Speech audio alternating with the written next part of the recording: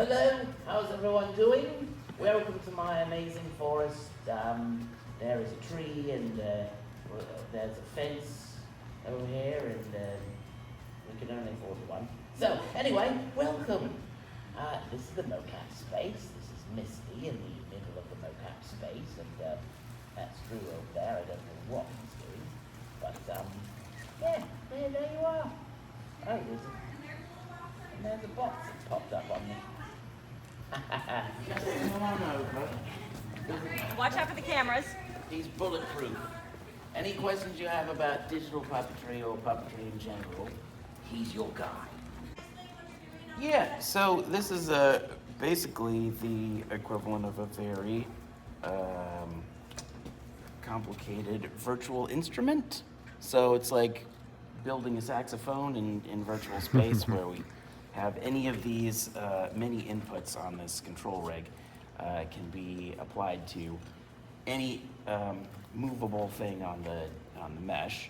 We can do blend shapes or bones, deform it in a number of ways, but then we gang those into expressions, and every puppeteer programs it differently. So whereas I've programmed my snout on the pedal here, someone else might do it differently, and that's okay.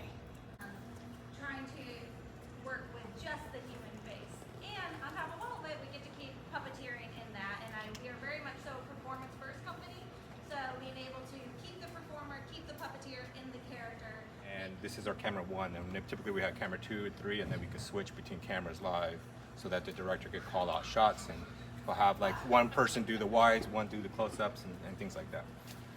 That lovely fresh morning air. So our goal is what we try to do is basically do a fully animated CG performance shot in real time as if it were a 3-camera shoot.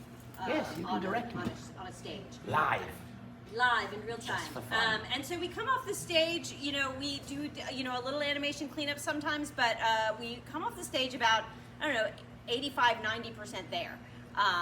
It's our animation cleanup is just technical, and then if we have there are some things that we do have to keyframe in if you have something that can't be mocapped. But because we are the creature shop, we do sometimes, even if we have a character that's not a biped or a character that's got Pretty much got a snout. I'm usually demoing this with him flying, and it's a full body rig, so these do different arm things in general when you don't have a mocap performer. I should point out that this can be programmed to drive any element of the rig. We focus on faces because we're a puppeteering company, but it basically is a giant sort of video game controller that's programmable by the puppeteer. So they can put with our tape recorder system, and we can sort of fit it into whatever workflow you want. And then when we come off the stage, we can take the data and give it back to you and export it back out to Maya. So if you want to animate on top of it, so you can use this sort of off the stage, or you can take it and use it as elaborate reference or previs, or animate on top of it, or do whatever it is you would like to do with it. Yeah, we're not using Unreal's sequencer or tape recorder.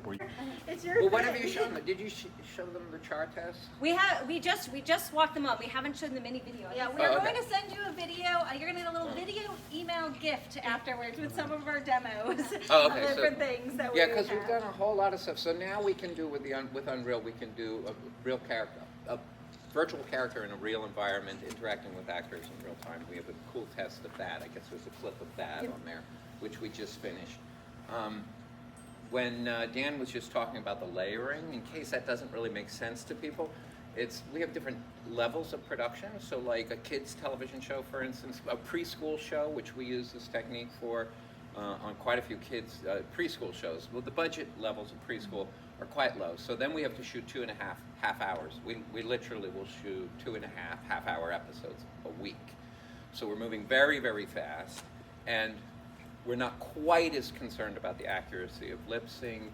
We want to make sure the performances are sparky and everything, but we're not quite as concerned. But when you're ready to slow production down a little bit because you're working for prime time and you have a more discerning audience, that's when the layering really does come in handy, because then you can shoot and you can get that result that can go to editorial, but now you can send it back to the puppeteers without the whole rig, and they can refine the lip sync and make it absolutely perfect, or refine the eye lines and make it absolutely perfect. So some of the perfection of the animation that one expects from keyframe animation that isn't really here. What's great is this is performance-based. It's not keyframe-based, which means we get automatically what Pixar works so hard to achieve. Pixar works so hard to achieve, it feels spontaneous.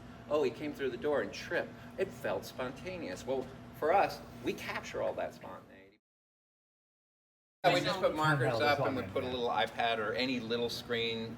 We feed to that screen that camera. Yeah. And then we have cameraman out in the arena, which is also really easy to do. Yeah. And then the test that we'll share with you guys is we use a live camera. We shot actors in the set, and then we put a virtual camera into it, and then that was a marker camera, obviously, that we had to track with our virtual camera so all the perspective and all the angles were right with our characters. That's Right. when you're shooting live with CG simultaneously.